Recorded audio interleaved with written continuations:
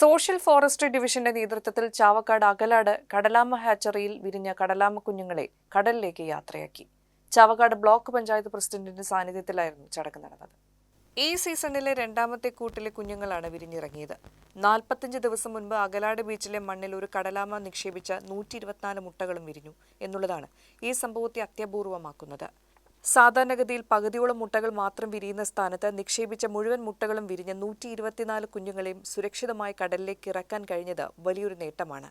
മണ്ണിന്റെ ഗുണനിലവാരവും അനുകൂലമായ താപനിലയുമാണ് ഈ 100 മേനി വിജയത്തിന് കാരണമായതെന്ന് കടലാമ സംരക്ഷണ പ്രവർത്തനങ്ങൾക്ക് നേതൃത്വം നൽകുന്ന deputy range officer MP Anilkumar പറഞ്ഞു.